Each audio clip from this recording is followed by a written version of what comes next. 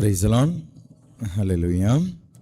இயேசுவில் அன்பார்ந்தவர்களே, ஆண்டவராகிய இயேசு கிறிஸ்து நடந்து போன ஒரு பாதையில் நாம் இன்று அதை சிந்தனையாக மாற்றும் பொழுது வெறும் சிந்தித்து தள்ளிவிடாமல் பங்கெடுப்போம்.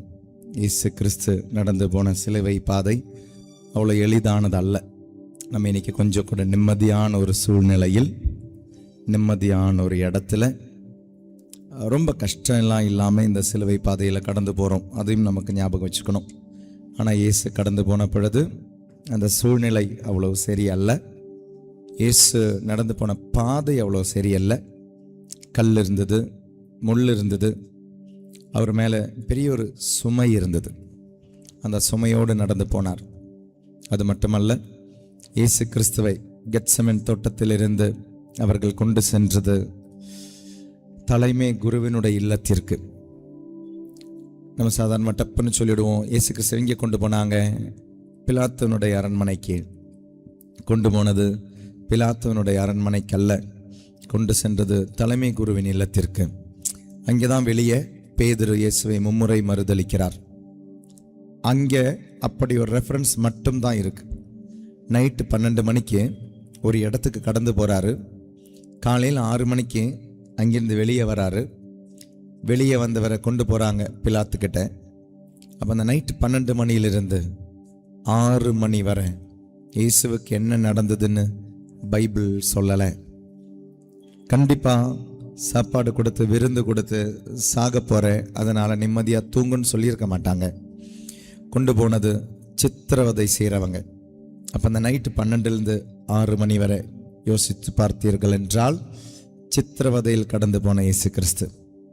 நைட் 9 மணிக்கு சீடர்கள் கூட சாப்பிட்டவர், அப்புறம் சாப்பிடலை, தூங்கலை, ஓய்வெடுக்கலை, ஒரு இடத்துல உட்காரலை. நைட் 9 மணிக்கு சீடர்களோட கெத்செமனே தோட்டத்துக்கு போனவர். அதுக்கு பிறகு மறுநாள் 3 மணி வரை சாப்பிடலை, தூங்கலை, ஏன் தண்ணி கூட குடிக்கலை, ஓய்வெடுக்கலை. அப்போ அந்த சிலுவை பாதை எப்படி இருக்குன்னு யோசிச்சு பாருங்கள். அதனால தான் கடைசியில் சொல்கிறாரு, தாகமாக இருக்குது. 2 விதமான தாகம். 1 நமக்கான தாகம், 2 உண்மையாகவே அவருக்கு தாகமாக இருக்குது. மனித இயல்பினுடைய தாகம் இருக்குது அவருக்கு. ஏன்னா நைட் 9 மணிக்கு முடிஞ்சு போனது எல்லாமே. சாப்பாடு இல்லை, தண்ணி இல்லை, தூக்கம் இல்லை, ஓய்வில்லை. அப்போ அந்த சிலுவை பாதை எப்படி இருந்திருக்கும்? அதை சிந்தனையில் வைத்து நாமும் இயேசுவோடு நடப்போம். எழுந்து நின்று முதல் நிலைக்கான பாடலை பாடி சிலுவை பாதையினுடைய முதல் நிலைக்கு கடந்து செல்வோம்.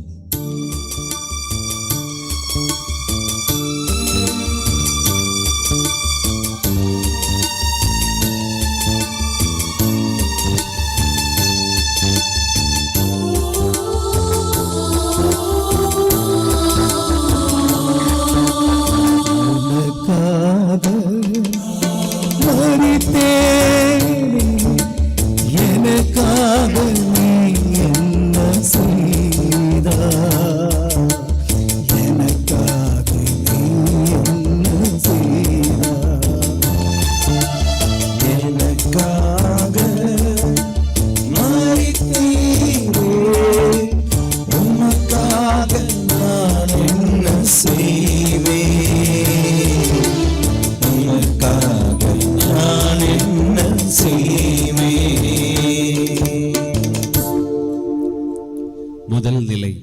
பிலாத்து இயேசுவே சாவுக்கு கையளிக்கிறான். திவ்ய இயேசுவே, உம்மை ஆராதித்து வணங்கி உமக்கு நன்றி அறிந்து தோத்திரம் செய்கிறோம். அது ஏனென்றால் அச்சிஷ்டபாரமான சிலுவையை கொண்டு உலகத்தை மீட்டு ரட்சித்தீர். இயேசு தீர்ப்பிடப்படுகிறார். தீர்ப்பிடப்பட வேண்டியது யார்? பாவம் செய்தவர்கள்தான் தீர்ப்பிடப்பட வேண்டும். இயேசு பாவமே செய்யலையே, ஏன் தீர்ப்பிடப்படுகிறார்? யாருக்கு பதிலாக இயேசு நிற்கிறார்? தீர்ப்பிடப்படும் பொழுது இயேசுனுடைய வாழ்க்கையில் எங்கேயுமே தவறான தீர்ப்புகள் வந்த பொழுது எதிர்த்து குரல் கேட்டவர் அவர், கேள்வி கேட்டவர் அவர். ஏன் என்னை அடிக்கிறேன்னு கேட்டிருக்கிறாரு, ஏன் இதை செய்றீங்கன்னு கேட்டிருக்கிறாரு. இதையெல்லாம் கேட்டவர் இங்கு தீர்ப்பிடப்படும் பொழுது அந்த தீர்ப்பை ஏற்றுக்கொள்கிறார் என்றால் இந்த தீர்ப்பு சரியே என்று இயேசுவும் சரி வைக்கிறார். ஏன் தெரியுமா? அங்கு அவர் நின்றது அவருக்காக அல்ல, உனக்கும் எனக்கும் பதிலாக. It is a vicarious suffering. It is not a suffering for his mistakes, but it is a suffering for my mistakes. எனக்காக நிற்கிறார், எனக்கு பதிலாக நிற்கிறார். அதனால தான் எதிர்த்து ஒரு கேள்வி இல்லை, எதிர்த்து ஒரு குரல் இல்லை, வாங்கிக்கிறார். ஆண்டவராகிய இறைவா, நீர் எனக்கு பதிலாக ஏற்றுக்கொண்ட இந்த தண்டனைக்கு என்ன பரிகாரம் செய்ய போகிறேன்? எவ்வளவு கொடுத்தாலும் இந்த கடன் தீராதே. ஞாயிற்றுக்கிழமை மட்டும் வரேன், கடன் திருப்பலின்னு எதையோ கண்டுட்டு போறேன். தவக்காலத்தில் இந்த வெள்ளிக்கிழமை கொஞ்ச நேரம் நிற்கிறேன். நீர் எனக்கு செய்ததற்கு எவ்வளவு கொடுத்தாலும் இந்த கடன் தீராது. உன்னை அன்பு செய்து எனக்காக இறந்த உனக்காக வாழ என் வாழ்க்கையின் வழியாக இந்த கடனை அடைக்க முயற்சி செய்கிறேன். ஆசீர்வதியும். ஆமீன். எங்கள் பேரில் தயவாயிரும் சுவாமி, எங்கள் பேரில் தயவாயிரும். எங்கள் பேரில் தயவாயிரும் சுவாமி, எங்கள் பேரில் தயவாயிரும். மரித்த விசுவாசிகளின் ஆன்மாக்கள் இறைவனின் இரக்கத்தினால் நித்திய இளைப்பாற்றியை அடைய கடவார்களாக.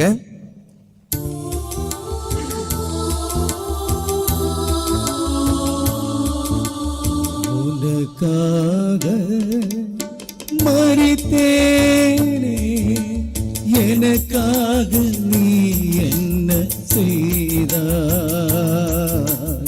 எனக்காக நீ என்ன செய்தாய்? எனக்காக மரித்தீரே, உமக்காக நான் என்ன செய்வேன்? உமக்காக நான் என்ன செய்வேன்? இரண்டாம் நிலை. இயேசு சிலுவையை சுமக்கிறார். திவ்ய இயேசுவே, உம்மை ஆராதித்து வணங்கி உமக்கு நன்றி அறிந்து ஸ்தோத்திரம் செய்கிறோம். அது ஏனென்றால் அச்சிஷ்ட பாரமான சிலுவையை கொண்டு உலகத்தை மீட்டு ரட்சித்தீர். அவமானத்தின் சிலுவை அவருக்கு கொடுக்கப்படுகிறது. யோசிச்சு பாரு, நீ அனுபவிச்ச இன்பங்களுக்கு துன்பம் வேறொருத்தர் அனுபவிக்கிறார். என்ன நியாயம் இது? நீ பாவம் செய்வ, பாவத்தினுடைய எல்லா இன்பங்களையும் அனுபவிப்ப, ஆனால் அதனுடைய துன்பத்தை அனுபவிக்க இன்னொருத்தரா? என்ன நியாயம் இது? இந்த அநியாயத்திற்கு காரணம் உன்னுடைய என்னுடைய பாவங்கள். அவர் மேல் வைக்கப்பட்டது பாரமான சிலுவை அல்ல, பாரமான அநியாயங்கள். மகனே, மகளே, இயேசுவனுடைய சிலுவைக்கு அவ்வளவா இயேசுவுக்கு பாரம் தோணலை. ஆனால் அதை விட பாரம் என்ன தெரியுமா?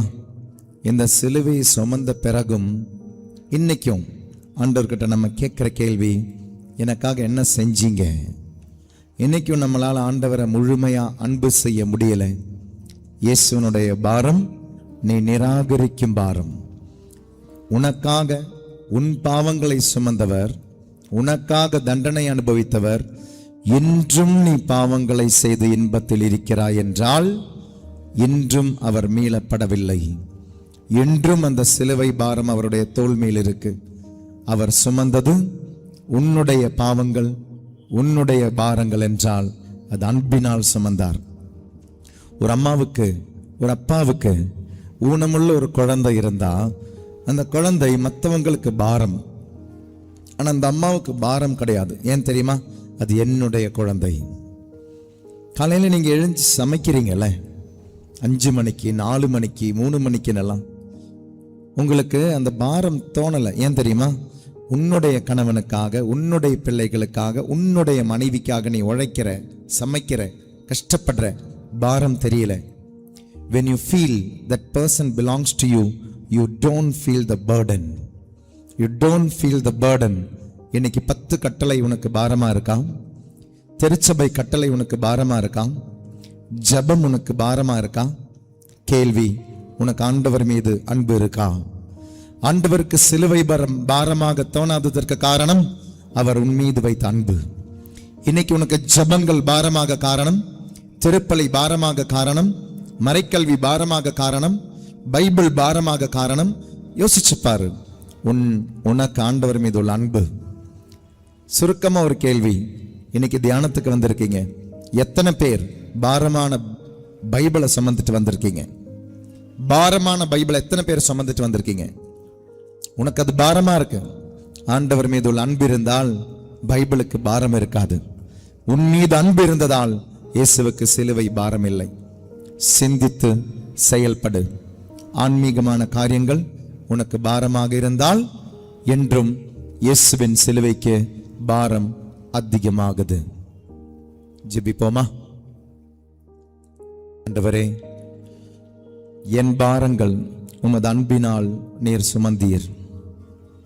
உமக்காக உன் மீதுள்ள அன்பினால் பாரங்கள் சுமக்க, ஆன்மீகமான பாரங்கள் சுமக்க, இந்த உலகத்திற்கான மனமாற்றத்திற்கான பாரங்களை சுமக்க என்னுடைய மனதையும் உடலையும் ஆன்மாவையும் தயார் செய்வீரா.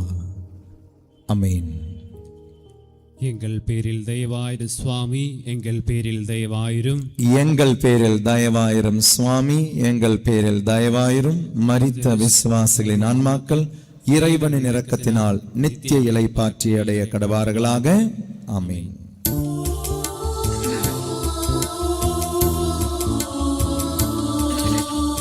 உனக்காக மரித்தேனே, எனக்காக நீ என்ன செய்தாய்? எனக்காக நீ என்ன செய்தாய்? எனக்காக மரித்தீரே, உமக்காக நான் என்ன செய்வேன்? உமக்காக நான் என்ன செய்வேன்? மூன்றாம் நிலை, இயேசு முதல் முறையாக கீழே வீழ்கிறார். திவ்ய இயேசுவே, உம்மை ஆராதித்து வணங்கி உமக்கு நன்றி அறிந்து தோத்திரம் செய்கிறோம். அது ஏனென்றால் அச்சிஷ்ட பாரமான சிலுவையை கொண்டு உலகத்தை மீட்டு ரட்சித்தீர். மனிதனுக்கு உடல் உண்டு, உள்ளம் உண்டு, ஆன்மா உண்டு. இயேசுவுக்கு பாலைவனத்தில் 3 சோதனைகள் வந்தது. முதல் சோதனையை வாசிக்கிறேன், கேளுங்க. மத்தேயு நற்செய்தி 4வது அதிகாரம் 3வது திருவசனம். சோதிக்கிறவன் அவரை அணுகி, நீர் இறை மகன் என்றால் இக்கற்கள் அப்பமாகும்படி கட்டளையிடும் என்றான். அவர் மறுமொழியாக, மனிதர் அப்பத்தினால் மட்டுமல்ல, கடவுளின் வாயினின்று வரும் ஒவ்வொரு சொல்லினாலும் உயிர் வாழ்கிறான் என எழுதியுள்ளதே என்றார். உடலுக்கு வந்த சோதனை முதல் சோதனை. இன்னைக்கு நமக்கு உடலுக்கு தேவைகள் உண்டு. சில வேளைகளில் இந்த உடலின் சோதனையை வைத்து, உடலின் இச்சைகளை வைத்து சோதிக்கிறவன் உன்னை அணுகும் பொழுது, மகனை சிந்தித்து பார். இன்று ஆண்டவரிடமிருந்து விலக காரணம் உன்னுடைய உடலின் இச்சைகள், உடலின் பாவங்கள். இயேசுவுக்கு ஒரு சோதனை உடலில் வந்த பொழுது, தம்பி உனக்கு பசிக்குதுல்ல, கல் அப்பமா மாத்தி சாப்பிட வேண்டியது தானே, உனக்கு தானே வல்லமை இருக்கு, உடலின் தேவையை நிறைவேற்றிக்கோ. இதெல்லாம் தப்பே இல்லை. உலகத்துல யாருமே செய்யாததை நீ செய்ய போற. கண்ணுனா பார்க்கறதுக்கு தானே, காதுனா கேட்கறதுக்கு தானே, கையினா செயல்படுவதற்கு தானே. இஷ்டம் போல செய், பார்த்துக்கலாம். இப்படி உனக்கு வேறொரு கமாண்ட் கிடைக்கும் பொழுது நீ வீழ்கிறாயா? கண்ணு கேட்கறதெல்லாம் கண்ணுக்கு கொடுக்காத, காது கேட்கறதெல்லாம் காதுக்கு கொடுக்காத, வாய் கேட்கறதெல்லாம் வாய்க்கு கொடுக்காத. ஏசிங்க சொல்றாரு, எனக்கு பசிக்குது, ஆனா நீ எனக்கு சாப்பாடு கொடுக்காத, எங்க அப்பா கொடுக்கிற சாப்பாடு போதும் என்று சொல்கிறார். விண்ணக தந்தைக்காக காத்திருந்து உடலின் தேவைக்காக விண்ணக தந்தைக்காக காத்திருக்கும் இயேசு இன்னைக்கு உன்னுடைய உடலின் தேவைகள் யாரிடமிருந்து பெற்றுக்கொள்கிறாய்? உன்னுடைய உடலின் தேவைகளை யாரிடமிருந்து கமெண்ட் வாங்குது? கண்ணு யார் சொல்றபடி கேக்குது? காது யார் சொல்றபடி கேக்குது? கடவுளா சாத்தானா? ஊனியல்பா உன்னுடைய ஆன்மீகமா? யார் சொல்வது படி உன்னுடைய உடல் செயல்படுகிறது? நிறைய வேண்டாம், இன்னைக்கு யோசிச்சு பாரு. உன்னுடைய கண் பார்வை எங்கெல்லாம் பார்த்தது? காது என்னெல்லாம் கேட்டது? வாய் என்னெல்லாம் ருசிச்சது? வாய் என்னெல்லாம் பேசியது? உடம்பு எதையெல்லாம் அனுபவிச்சது? உடலின் சோதனைகளில் வீழும் பொழுது வீழ்ந்து எழாமல் இருக்கும் இயேசுவை பார். நீ உடல்ல இன்பத்தை அனுபவித்த போது உடலிலே துன்பத்தை அனுபவிக்கும் இயேசு. விட்டுவிடு, பாவத்தை விட்டுவிடு. பாவத்தை வென்றவர், சாவை வென்றவர் உன்னிடம் கேட்பது விட்டுவிடு, விலகிவிடு. பாவத்திலிருந்து, உடலின் இச்சைகளிலிருந்து. உடல் நன்மையானதே, நன்மையை செய். ஜெபிப்போமா. ஆண்டவரே, என்னுடைய ஆன்மா சொல்லுவது போல கேட்பதற்கு, கீழ்ப்படிவதற்கு, ஆண்டவர் சொல்லும் வார்த்தைகளை கேட்பதற்கு, கீழ்ப்படிவதற்கு என்னுடைய உடலுக்கு பயிற்சியை தாரும் ஆண்டவரே. ஆமென். எங்கள் பேரில் தயவாயிரும் சுவாமி, எங்கள் பேரில் தயவாயிரும். எங்கள் பேரில் தயவாயிரும் சுவாமி, எங்கள் பேரில் தயவாயிரும். மரித்த விசுவாசிகளின் ஆன்மாக்கள் இறைவனின் இரக்கத்தினால் நித்திய இளைப்பாற்றியை அடைய கடவார்களாக. ஆமென்.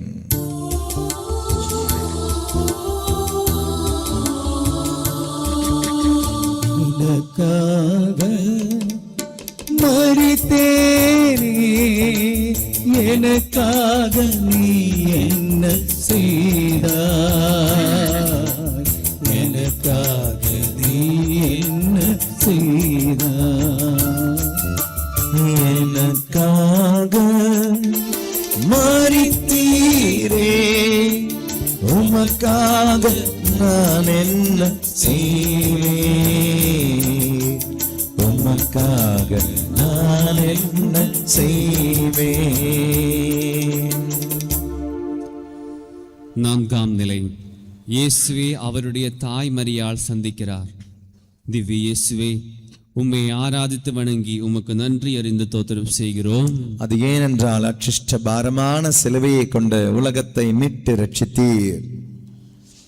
ஒரு அம்மாவும் பையனும் பார்க்க வேண்டிய நிலைமையில இயேசுவும் மாதாவும் இருக்கிறாங்க. உன்னால புரிஞ்சுக்க முடியுதா இந்த வேதனைய? உனக்கும் உறவுகள் உண்டு. நீ ஒரு தாயாக இருக்கலாம், தகப்பனாக இருக்கலாம், மகனாக மகளாக இருக்கலாம், அண்ணன் தம்பி தங்கையாக இருக்கலாம். உன்னுடைய பையனை, உன்னுடைய உறவை ஐசியூல பார்க்க நேர்ந்தால் உனக்கு எப்படி இருக்கும்? உயிருக்கு போராடுற நிலைமையில உன்னுடைய உறவு இருந்தா எப்படி இருக்கும்? அதுவும் உறுதி, மாதாவுக்கு உறுதி. இயேசுனுடைய மரணம் கண்ணு முன்னால பார்த்துக்கிட்டு இருக்கிறாங்க. இயேசுனுடைய மரணத்தை தன்னுடைய கண்ணு முன்னால பார்த்துக்கிட்டு இருக்கிறாங்க அன்னை மரியாள்.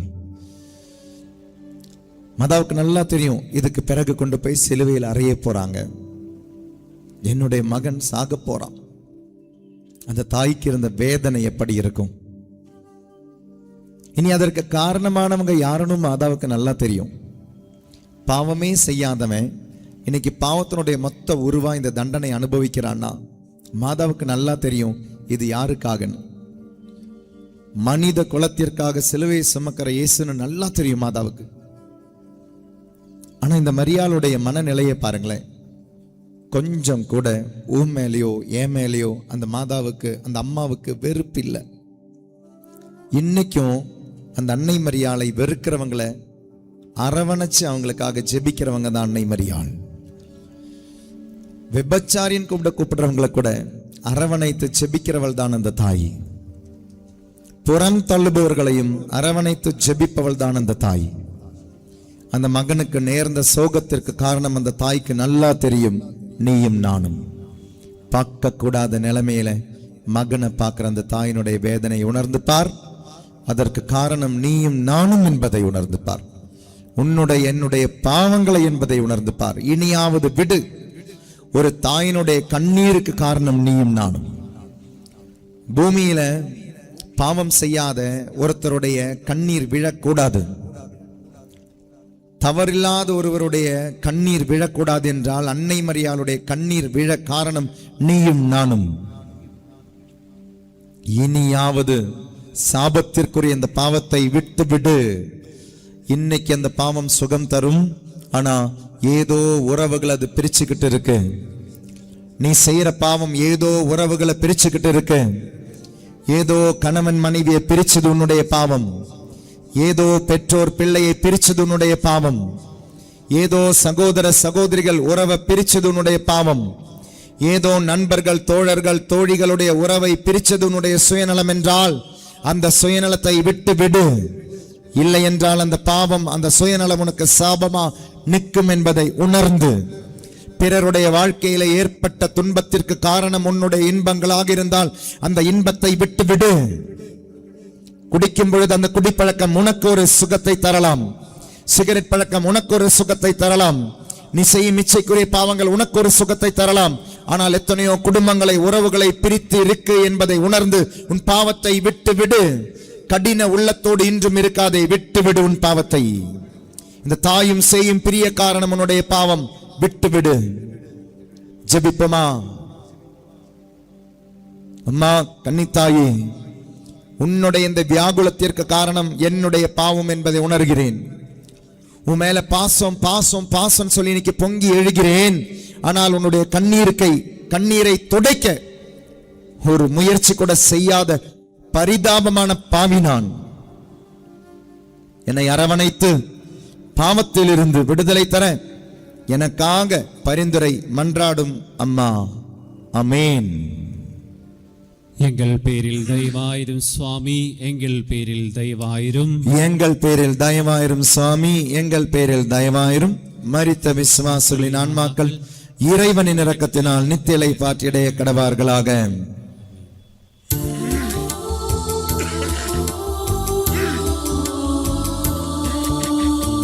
எனக்காக மரித்தேனே, எனக்காக நீ என்ன செய்தாய்? எனக்காக நீ என்ன செய்தாய்? எனக்காக மரித்தீரே, உமக்காக நான் என்ன செய்தேன்? உமக்காக நான் என்ன செய்தேன்? ஐந்தாம் நிலை. சீமோன் இயேசுவுக்கு உதவி செய்கிறான். திவ்ய இயேசுவே, உம்மை ஆராதித்து வணங்கி உமக்கு நன்றி அறிந்து தோத்திரம் செய்கிறோம். அது ஏனென்றால் அச்சிஷ்ட பாரமான சிலுவையை கொண்டு உலகத்தை மீட்டு ரட்சித்தீர். அழகான ஒரு மறைக்கல்வி சீமோன் வழியாக இயேசு நமக்கு தராரு பாருங்களேன். அழகான ஒரு மறைக்கல்வி. மனிதா, எனக்கு உன்னை படைக்க முடியும். உன்கிட்ட கேட்காம உன்னை படைக்க என்னால் முடியும். ஆனா உன்னுடைய உதவி இல்லாம உன்னை மீட்க கடவுளால என்னால கூட முடியாது. உன்கிட்ட கேட்காம உன்னை படைக்க முடியும். உன்னுடைய உதவி இல்லாம உன்னை படைக்க முடியும். ஆனால் உன்னுடைய உதவி இல்லாம உன்னை மீட்க என்னால கூட முடியாதுன்றார் இயேசு. அழகான ஒரு மறைக்கல்வியில இன்னைக்கு ஆண்டவரே ஏன் என்னை மீட்கலன்ற கேள்விக்கு அர்த்தமே இல்லை. ஏன்னா 2000 வருஷங்களுக்கு முன்னால ஆண்டவர் உன்னை பாவத்திலிருந்து, காயத்திலிருந்து, சாபத்திலிருந்து, பயத்திலிருந்து மீட்டு விட்டார். கேள்வி, மீண்டு வர உனக்கு விருப்பமா? மீண்டு வர உனக்கு விருப்பமா? நீ எல்லா பாவத்துக்கும் உனக்கு விருப்பமான பாவத்துக்கெல்லாம் ஆமீன் சொல்லுவேன், உனக்கு விருப்பமில்லாத துக்கங்களுக்கு நோ சொல்லுவேன். அதுலயும் சுயநலம் தானே. இயேசு பேதுருவை பார்த்து சொன்னாரு, பேதுரு, நான் உன்னை கழுவாவிடில் உனக்கு என்னோட உறவில்லை. ஏன் தெரியுமா? நீ உன்னை கழுவும் பொழுது உனக்கு பிடிச்ச இடங்களை மட்டும் கழுவேன். ஆனா நான் உன்னை கழுவுனா மொத்தமா கழுவேன். எது வேணும் நீ யோசிச்சு பார். இஸ்வல் அன்பார்ந்தங்களே, நீங்க செய்யற பாவ சங்கீதனை கொஞ்சம் யோசிச்சு பாருங்க. என்ன தெரியுமா? உங்களுக்கு எதெல்லாம் கஷ்டம்னு தோணுதோ அது போய் பாவ சங்கீதனை செய்வீங்க. உருக்கமா உண்மையா உள்ளத்திலிருந்து பாவ சங்கீதனம் செய்து எவ்வளோ நாளாச்சு? இனிமேல் பாவம் செய்வதில்லை என்று முடிவெடுத்து பாவத்தை விலக்கிவிட்டு எவ்வளோ நாளாச்சு? கடவுளே கீழே இறங்கி வந்தாலும் உன்னுடைய உதவி இல்லாமல் உன்னை மீட்க ஆண்டவரால முடியாது. இந்த சீமோனை பாருங்களேன், சிலுவையை தொட்டார். தொட்டவர் ஆண்டவர் என்ன தெரியுமா பண்ணாரு? அவருடைய குடும்பத்தையே மீட்டார். எங்கிருந்து வந்தார் இந்த சீமோன்? பைபிள் சொல்லுது, சிரேனூனா ஊரான அந்த இடத்திலிருந்து வந்த சீமோன். அந்த ஊர் எங்கே தெரியுமா இருக்கு? சவுத் ஆப்பிரிக்காவில் எங்கேயோ இருக்கு. அங்கிருந்து அப்ப ஏன் இங்கே வந்திருப்பாரு? வியாபாரத்துக்கு வந்திருப்பார். யூதர்கள் ரோமையர்கள் வேற யாரையுமே பிடிக்காம ஏன் சீமோனை கூப்பிட்டாங்க? ஏன்னா சீமோனை பார்த்த போது அவங்களுக்கு தெரிஞ்சது அவருடைய ஆடை யூதர்களுடைய ஆடையை போல இல்லை. யூதர்களுக்கு சிலுவையை தொட்டா சாபம்னு நினைக்கிறவங்க. அதனால ரோமையர்கள் யூதர்களை யாரையுமே அழைக்கவில்லை உதவிக்காக. கூப்பிட்டது யார தெரியுமா? ஏதோ வேற்று இனத்தை ஒரு நபரை கூப்பிட்டு சிலுவையை தொட, சிலுவையை தூக்க, உதவி செய்ய கூப்பிடுறாங்க. சிலுவையை சுமந்த பொழுது கண்டிப்பாக சீமோனுடைய கரங்கள் சிலுவையை மட்டுமல்ல, சிலுவை நாதரை தொட்டிருக்கும். சிலுவை நாதரை தொட்டவர் சிலுவையை தொட்டவர். ரோமையர் 16:13 சொல்லுது ரூஃபஸ் என்ற ஒருத்தரை குறித்து. இந்த ரூஃபஸ் யாரு? மார்க் நற்செய்தியில குறிப்பிடப்படுகின்ற சீமோனுடைய மகன். திரும்பவும் பைபிள் எங்கே தெரியுமா வரார்?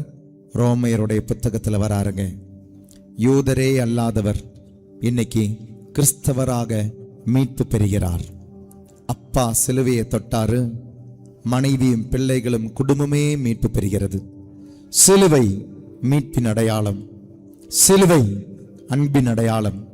நீ சிலுவையை தொட்டால், சுமக்க நேரிட்டால் அது உன்னை மீட்கும். உன்னுடைய உதவி இல்லாமல் உன்னை மீட்க ஆண்டவரால் முடியாது, முடியாது. நீ நரகத்துக்கு போறதற்கு காரணம் ஆண்டவர் அல்ல. உன்னுடைய துன்பங்களுக்கு காரணம் ஆண்டவர் அல்ல. இன்னைக்கு உன்னுடைய துரோகங்களுக்கு காரணம் ஆண்டவர் அல்ல. ஆண்டவர் உன்னை மீட்க நீ ஆண்டவரோடு ஒத்துழைத்து பார்.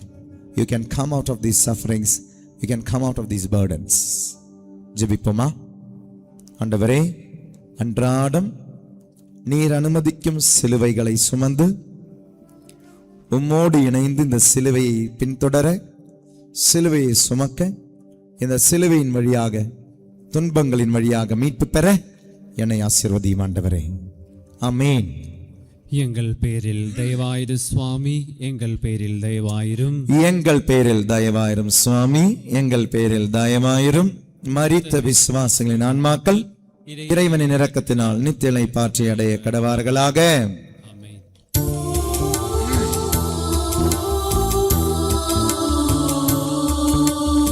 உனக்காக மரித்தேனே, எனக்காக நீ என்ன செய்தாய்? எனக்காக நீ என்ன செய்தாய்? எனக்காக மரித்தீரே, உமக்காக நான் என்ன செய்வேன்? உமக்காக நான் என்ன செய்வேன்? ஆறாம் நிலை. வேறொருக்கால் இயேசுவின் திருமுகத்தை துடைக்கிறார். திவ்ய இயேசுவே, உம்மை ஆராதித்து வணங்கி உமக்கு நன்றி அறிந்து தோத்திரம் செய்கிறோம். அது ஏனென்றால் அச்சிஷ்ட பாரமான சிலுவையை கொண்டு உலகத்தை மீட்டு ரட்சித்தீர்.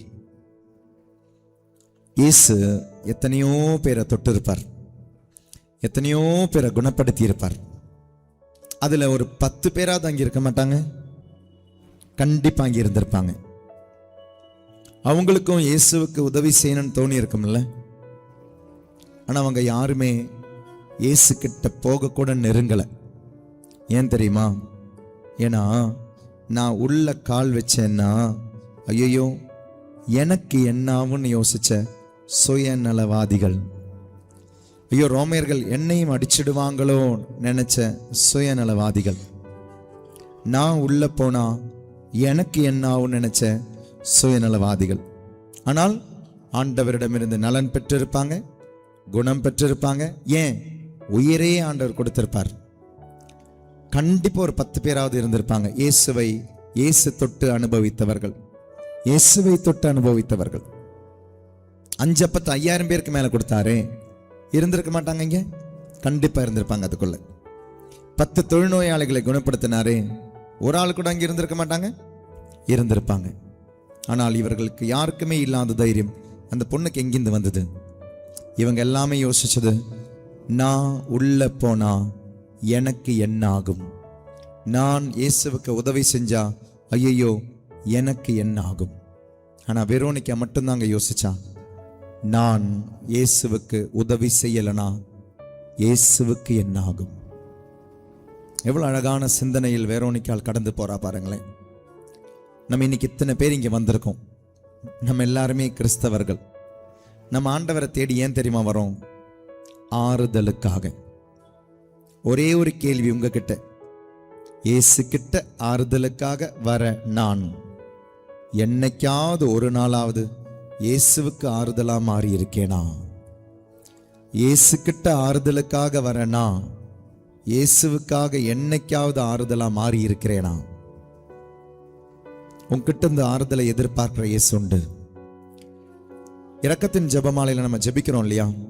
இயேசுவின் வேதனை நிறைந்த பாடுகளை முன்னிட்டு, அப்பா பிதாவே எங்கள் மீதும் அகில உலகின் மீதும் இரக்கமாயிரும் என்று. உன்னுடைய ஜெபம் அகில உலகத்திற்கு இரக்கத்தை தரும் நீ நம்புறியா? இல்ல சொல்றாங்க நானும் திரும்ப அதுக்கு பதில் சொல்றேன்னு சடங்குக்காக சொல்றியா? நீ ஆண்டவர் முன்னால உண்மையா உருக்கமா ஒரு நிமிஷம் முட்டி போட்டனா, முட்டி போடுற உன்னுடைய காலை பயப்படுற பிசாசு இருக்கு, உனக்கு தெரியுமா? உலகத்திற்காக ஒரு நிமிஷம் என்னைக்காவது முட்டிக்கால் போட்டிருக்கிறியா? ஆண்டவருக்கு ஆறுதலாக மாற ஒரு நிமிஷம் என்னைக்காவது நற்கருணை ஆண்டவர் முன்னால முட்டிக்கால் போட்டிருக்கிறியா? இல்ல நற்கருணை ஆண்டவர் முன்னால முட்டிக்கால் போட்ட நேரம் எல்லாமே, ஆண்டவரே என் புருஷனை பார்த்துக்கோங்க, என் மனைவியை பார்த்துக்கோங்க, என் பசங்க நல்லா இருக்கட்டும், என் குடும்பம் நல்லா இருக்கட்டும், என் வேலை நல்லா இருக்கட்டும், ஆறுதலை தேடி மட்டும் வருகிறாயா? ஆண்டவருக்கு ஆறுதலாக மாறுகிறாயா? எப்படி இருக்கு உன்னுடைய ஜெபம்? சுய நலமான ஜெபமா, பொது நலமான ஜெபமா? நான் இயேசுவை தொட்டால் எனக்கு என்ன ஆகும்னு நினைக்கிற இடத்துல நான் இயேசுவை தொடவில்லை என்றால் இயேசுவுக்கு என்ன ஆகும் என்று நினைத்த வெரோனிக்காள், அவள் செய்ததாங்க உண்மையான திருப்பயணம். இன்னைக்கு பஸ் எடுத்து ஊர் ஊரா கோயில் கோயிலா சுத்துறது திருப்பயணம் கிடையாது. ட்ரெயின்ல போய் வேற மாநிலங்கள் போய் அந்த ஊர்ல இந்த ஊர்ல கோயிலை பார்க்கறது கிடையாதுங்க திருப்பயணம். திருப்பயணம் என்பது நீ உன்னிடமிருந்து செய்யும் பயணம். Getting out of you to others is pilgrimage. Getting out of you to others. மாதா செஞ்சாங்க, தன்னிடமிருந்து கடந்து எலிசபெத்துக்கு போனாங்க. இயேசு செஞ்சாரு, விண்ணை விட்டு மண்ணிற்கு வந்தாரு. தன்னிடமிருந்து ஆரம்பிக்க வேண்டும் திருப்பயணம். பஸ்ஸில் ஊறி சுற்றி பார்க்கறதையும், ட்ரெயினில் ஊறி சுற்றி பார்க்கறதையும், ஜெருசலேமுக்கு போகிறதோ ஹோலி லேண்டுக்கு போகிறதோ கிடையாதுங்க திருப்பயணம். திருப்பயணம் என்பது உன்னுடைய சுயநலத்திலிருந்து எப்பொழுது ஒரு பொது நலத்துக்கு நீ போறியோ அதுதான் திருப்பயணம். ஜெபிப்போமா? ஆண்டவரே, விண்ணை விட்டு மண்ணிற்கு நீர் ஒரு திருப்பயணம் செய்தீர். மண்ணில் எனக்காக இந்த திருப்பயணம் செய்தீர். மனிதனாக பிறந்த நீர் பாவியாக மாறி ஒரு திருப்பயணம் செய்தீர். பாவியாக இருந்த நீர், உருவான மாறிய நீர் மரித்து ஒரு திருப்பயணம் செய்தீர். மரணத்தை கடந்து ஒரு திருப்பயணம் செய்தீர். மரித்து உயிர்த்த நீர் இன்னைக்கு அப்பத்தின் உருவத்தில் ஒரு திருப்பயணம் செய்திருக்கிறீர். ஆண்டவரே, என்னிடமிருந்து கடந்து பிறருக்கு போகும் ஒரு திருப்பயணம் செய்ய என்னுடைய மனதையும் தயார் செய்யும். ஆமென். எங்கள் பேரில் தயவாயிரும் சுவாமி, எங்கள் பேரில் தயவாயிரும். எங்கள் பேரில் தயவாயிரும் சுவாமி, எங்கள் பேரில் தயவாயிரும்.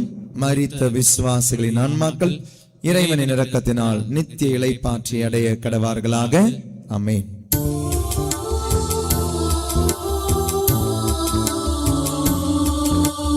உனக்காக மரித்தேனே, எனக்காக நீ என்ன செய்தாய்? எனக்காக நீ என்ன செய்தாய்? எனக்காக மரித்தீரே, உமக்காக நான் என்ன செய்வேன்? உமக்காக நான் என்ன செய்வேன்? ஏழாம் நிலை. இயேசு இரண்டாம் முறை கீழே வீழுகிறார். திவ்ய இயேசுவே, உம்மை ஆராதித்து வணங்கி உமக்கு நன்றி அறிந்த தோத்திரம் செய்கிறோம். அது ஏனென்றால் அச்சிஷ்ட பாரமான சிலுவையை கொண்டு உலகத்தை மீட்டு ரட்சித்தீர். இயேசுவனுடைய இரண்டாம் சோதனை பாலைவனத்தில். பின்னர் அலகை அவரை திரு நகரத்திற்கு கூட்டிச் சென்றது. கோவில் முகட்டில் அவரை நிறுத்தி, நீர் இறைமகன் என்றால் கீழே குதியும். தம் தூதருக்கு உம்மை குறித்து அவர் கட்டளையிடுவார். உமது கால் கல்லில் மோதாதபடி அவர்கள் தங்கள் கைகளில் உம்மை தாங்கிக் கொள்வார்கள் என எழுதியுள்ளது என்று அலகை அவரிடம் சொன்னது. இயேசு அதனிடம், உன் கடவுளாகிய ஆண்டவரை சோதிக்க வேண்டாம் எனவும் எழுதியுள்ளது என்றார். மனுஷனுக்கு உடம்பு இருக்கு, இரண்டாவது மனசு இருக்கு. அலகை இயேசுவை சோதிக்கிற இடம் பாருங்களேன், அவருடைய மனசை சோதிச்சு பார்க்குது. தம்பி, மேல இருந்து கீழே குதிடா, உங்க அப்பா தான் உன்னை தூக்கிடுவாரு, உன்னை பாதுகாப்பார்னு பைபிள் எழுதியிருக்கேன். அன்பார்ந்தவர்களே, உன்னுடைய மனசுல நீ முதலிடம் கொடுத்திருக்கும் ஆண்டவரை நீ எப்படி பார்க்கிற? அந்த முதலிடத்தை நீ எப்படி கொடுத்திருக்கிற? ஞாயிற்றுக்கிழமை கோயிலுக்கு வர அந்த 1 மணி நேரம் மட்டுமா அவர் உன்னுடைய கடவுள்? மற்ற நேரங்களில் உன்னுடைய கடவுள் யாரு? கடவுள்கள் யாரு? நீ ஒரு முடிவெடுக்கும் பொழுது உன்னுடைய மனசுல முதலிடம் கொடுப்பது யாருக்கு? உன் மனசை சோதிக்குது பார் பிசாசு. மனதினுடைய இன்பங்களை சோதிக்குது பார் பிசாசு. When you take a decision, what is the driving force of taking the decision? ஒரு தீர்மானத்திற்கு உன்னை தள்ளும் சக்தி என்ன? உன்னை உந்தும் சக்தி என்ன? ஒரு கல்யாணத்தை நீ முடிவு பண்ற, அந்த கல்யாண நாளை நீ முடிவு பண்ற. உன்னுடைய உந்தும் சக்தி, உன்னுடைய தள்ளுற சக்தி, உன்னுடைய டிரைவிங் ஃபோர்ஸ் என்ன? அந்த கல்யாணத்தை நடத்தி வைக்கிறது என்ன? ஜாதியா? அந்த கல்யாணத்தை நீ முடிவு பண்றது என்ன? வரதட்சணையா? அந்த கல்யாணத்துக்கு நீ முடிவு பண்ற உன்னுடைய மனசனுடைய முதல் கடவுள் என்ன? யாரு? படிப்பா? என்னைக்காவது பார்த்திருக்கிறியா உன்னுடைய பொண்ணை இவ்வளோ ஜெபிக்க கற்றுக் கொடுத்துருக்கிறியே, ஜெபிக்கிற ஒரு பையனை தேடினியா? அப்படி ஒரு பையனுக்காக காத்திருந்தியா? ஜெபிக்கிற ஒரு பொண்ணை காத்திருந்து உன்னுடைய பையனுக்கு நீ கொடுத்தியா? இல்லை பணம், பதவி, status of life, status of family மட்டும்தான் பார்த்தியா? உன்னுடைய கடவுள் எதுவாக இருந்தது உன்னுடைய மனசுல? நீ குதிக்கிய பிசாசு சொல்லியிருக்கோம், நீ மேல இருந்து கீழே குதி, ஆண்டவர் பார்த்துப்பார். நீயும் குதிச்ச இடங்கள் திருமண இடங்கள். இன்னைக்கு டைவர்ஸ் வரை போய் நிக்கல. உன்னுடைய மனசை திருப்திப்படுத்த பிசாசு சொல்லுது, குழந்தை இல்லையா? why don't you try IVF? எல்லாரும் ட்ரை பண்றாங்களே, டெஸ்ட் டியூப் பேபிக்கு ஏன் ட்ரை பண்ணக்கூடாது? எக்கச்சக்கமான ஃபர்டிலிட்டி சென்டர்ஸ் இன்னைக்கு. குதிக்க சொல்லுது பிசாசு. குதிச்சிருக்கிறியா? மற்றவங்களை குதிக்க சொல்லி இருக்கிறியா? மனசை திருப்திப்படுத்த உன்னுடைய மனசுல இருந்த முதல் கடவுள் யார்?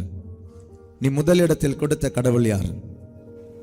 உன்னுடைய வீடை கட்டுவதற்கு எல்லா விதமான உதவி ஆண்டவர் செஞ்சார். உழைக்க தெம்ப தந்தாரு, உழைச்சு பணத்தை தந்தாரு, ஒரு நிலத்தை வாங்க ஆசீர்வாதம் தந்தாரு. ஆனா அதுல ஃபவுண்டேஷன் ஸ்டோர் போடுறதுக்கு நீ நல்ல நேரம் பார்த்த, நல்ல நாள் பார்த்த. எங்கிருந்து எங்கே குதிச்சிருக்க பார். யார் உன்னை குதிக்க வச்சிருக்காங்க பார். உன் கடவுளாகி ஆண்டவரை எத்தனை முறை நீ சோதிச்சிருக்கிற. நல்ல நேரத்தை கடவுளா வச்சு, நல்ல நாளை கடவுளா வச்சு, வாஸ்து, ராசி, ஜோசியம், ஜாதகம், உன்னுடைய சரீரம், உன்னுடைய உடம்பு, எத்தனை எத்தனை கடவுள்கள். எத்தனை முறை உன்னுடைய கடவுளாகி ஆண்டவரை சோதிச்சிருக்கிற. எதுவுமே தெரியாத மாதிரி இன்னைக்கு சிலுவை பாதையில் நிக்கிறோம்ல. அந்த சிலுவை பாதைக்கு காரணமே நானும் நீயும் தான். பக்தியா இங்க நின்னு நாடகம் ஆடாத, மனமாற்றத்தோட வெளியே வா. பக்தியா நின்னு நாடகம் ஆடாத.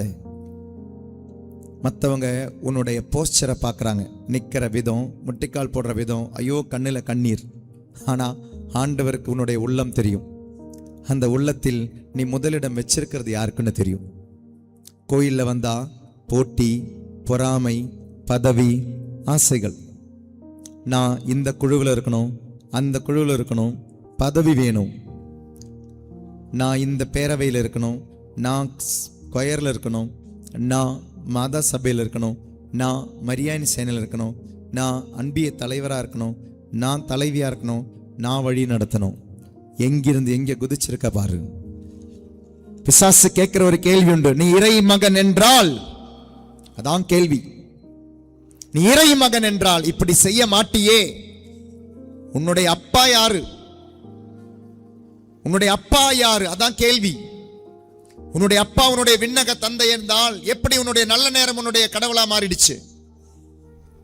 உன்னுடைய அப்பா உன்னுடைய விண்ணக தந்தை என்றால் எப்படி நாள், நேரம், காலம், ஜோசியம், ஜாதகம் உன்னுடைய கடவுளா ஆயிடுச்சு? How did it become? They became your God, gods. நீ இறை மகன் என்றால் குதிச்சு பார். மறந்துட்டோம் நாம் இறை மகன், இறை மகள் என்று. இந்த நாடகத்திலிருந்து வெளியே வருவோமா? உண்மையான இறைமகனா, இறைமகளா இருப்போமா? ஜெபிப்போமா? ஆண்டவரே, என்னுடைய வேஷங்களை களைந்து உண்மையான இறைமகன், இறைமகளுக்கு உரிய வாழ்க்கையை தாழ்ச்சியோடும் தூய்மையோடும் வாழ என்னை ஆசீர்வதியும். ஆமென். எங்கள் பேரில் தயவாயிரு சுவாமி, எங்கள் பேரில் தயவாயிரும். எங்கள் பேரில் தயவாயிரும் சுவாமி, எங்கள் பேரில் தயவாயிரும். மரித்த விசுவாசிகளின் ஆன்மாக்கள் இறைவனின் இரக்கத்தினால் நித்தியங்களை பாற்றி அடைய கடவார்களாக. ஆமென்.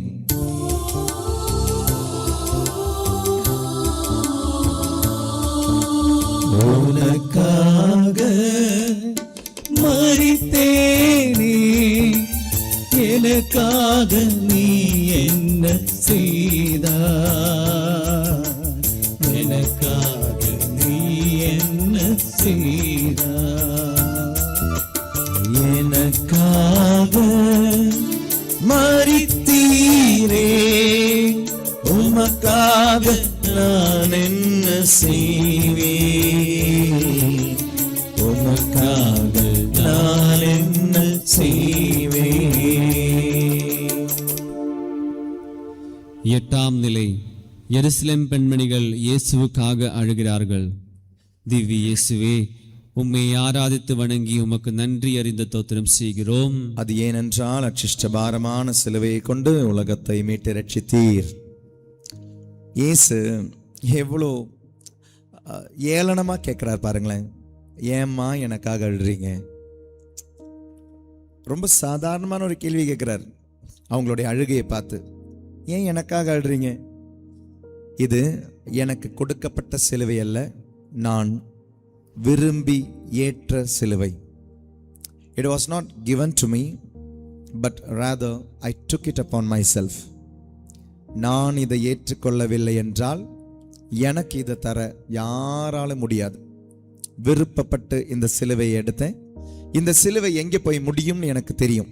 ஏன் எனக்காக அழற? அழவே வேண்டாம். ஏன்னா இந்த சிலுவை போய் முடிய போறது மாட்சியில. எனக்காக அழுவை இன்னைக்கு, கொஞ்ச நேரத்தில் அதை மறந்து போயிடுவே அப்படின்றார். நம்மளும் சில டைம் சில திருப்பலிகளை பங்கெடுக்கும் பொழுது, சில பக்த முயற்சிகளில் பங்கெடுக்கும் பொழுது செம இமோஷனாக மாறிடுவோம். கைத்தட்டி பாடுறதா இருக்கலாம், கை தூக்கி டான்ஸ் ஆடுறதா இருக்கலாம், ப்ரைஸ் அண்ட் வர்ஷிப்பாக இருக்கலாம், நல்ல ஒரு பாட்டு திருப்பலியில் பங்கெடுக்கிறதா இருக்கலாம். இன்னைக்கு செம்மையாக இருந்தது. அதுக்கப்புறம் அரை மணி நேரம் கைத்தட்டி பாடி ஆண்டவரை துதிச்சோம்.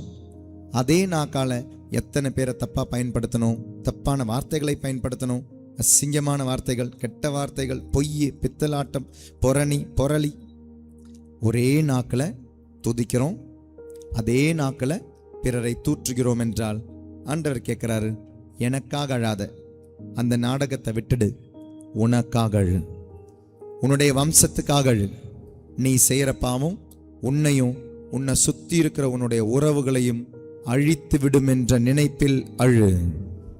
சிந்தித்து பார்ப்போமா? நீங்கள் செய்கிற பாவ சங்கீர்த்தனத்தை என்னைக்காவது ஒரு நாளாவது பாவ சங்கீர்த்தனத்தில் உண்மையா அழுதுருக்கீங்களா? எத்தனை வருஷமா பாவ சங்கீர்த்தனம் செய்றீங்க? 10 வருஷத்துக்கு முன்னால சொன்ன அதே பாவத்தை இன்னைக்கும் போய் சொல்லல? 20 வருஷத்துக்கு முன்னால செஞ்ச பாவ சங்கீர்த்தனத்தை இன்னைக்கும் போய் சொல்லிக்கிட்டு இருக்கல? அப்படின்னா is your confession a license for sin? பாவ சங்கீர்த்தனம் பாவம் செய்வதற்கான லைசன்ஸா? ஆண்டவர் கேட்கிறாரு, உன் பாவத்துக்காக அழு, உன்னுடைய பிள்ளைகளுடைய பாவத்திற்காக அழு, உன்னையும் உன் குடும்பத்தையும் உன் பாவம் அழிக்கும் என்ற உணர்வில் அழு. எனக்காக அழாத. நாடகம் வேண்டாம், இமோஷன் வேண்டாம், டிசிஷன்ஸ் வேணுன்றார். Love is not only an emotion but a decision. Love is not only an emotion but a decision. வெறும் ஒரு கடந்து போகும் உணர்வு அல்ல அன்பு. கடவுளிடமோ மனிதரிடமோ அது ஒரு உறுதி. எப்பொழுதா இருந்தாலும் உன்னை அன்பு செய்பவரை நீ அன்பு செய்வாய், உன்னை வெறுப்பவரையும் உனக்கு துன்பம் தருபவரையும் அன்பு செய்கிற ஒரு டிசிஷன் அது. கடந்து வா. பாவத்தை கட்டி அரவணைக்காத, அது உன்னை அழிச்சிடும். உன்னை மட்டுமில்ல, உன் வம்சத்தை அழிச்சிடும். அழு, உன் பாவத்துக்காக அழு. இனி செய்ய மாட்டேன்ற முடிவெடுத்து அழு. ஜெபிப்போமா?